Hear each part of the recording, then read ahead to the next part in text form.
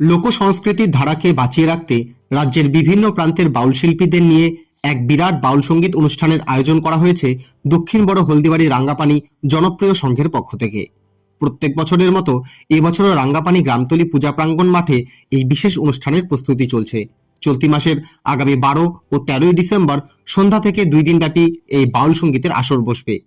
আয়োজকরা জানিয়েছেন, স্থানীয় প্রতিভাবান বাউল শিল্পীদের পাশাপাশি এই মঞ্চে বাউল পরিবেশন করতে নবদ্বীপ থেকে আসছেন বিখ্যাত বাউল শিল্পী দীপঙ্কর দাস, মালদা থেকে আসছেন বাউল শিল্পী সনেকা দাসী, শিলিগুড়ি থেকে অনুষ্ঠান করতে আসছেন রসিক বাউল শিল্পী শিবানন্দ হালদার। বাউল গানের এই আসরকে কেন্দ্র করে ইতিমধ্যেই এলাকায় ব্যাপক উৎসাহ দেখা দিয়েছে। লোকসঙ্গীত প্রেমী মানুষের ভিড় জমবে বলে আশা করছেন রাঙ্গাপানি জনপ্রিয় সংঘের সদস্যরা। রাঙ্গাপানি সংঘের পরিচালনায় প্রতি বছরের ন্যায় এবারও আমরা 2 দিনব্যাপী এক বাউল সঙ্গীত অনুষ্ঠানের আয়োজন করেছি।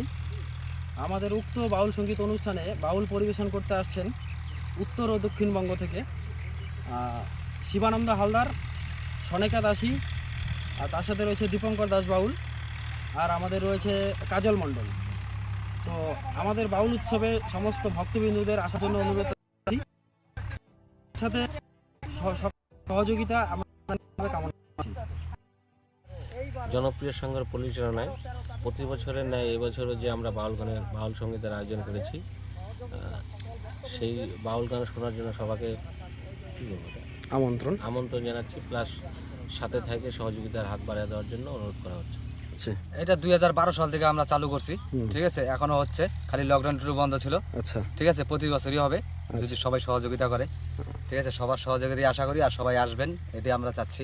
শিল্পী শিবানন্দ হালদার শিলিগুড়ি থেকে, মালদা থেকে সনেকা দাসী, নবদ্বীপ থেকে হলো দীপঙ্কর হালদার, দীপঙ্কর দাস, আর হলো এদিকে হলো আমাদের হলো ময়নাগুড়ির আছে কাজল মণ্ডল।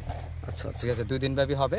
ঠিক আছে, সকলকে 12-13 শিল্পী কে আসতেছে? শিবানন্দ হালদার, সনেকা দাসী, আর দীপঙ্কর দাস বাবু, কাজল মণ্ডল। কাজল মণ্ডল। আচ্ছা।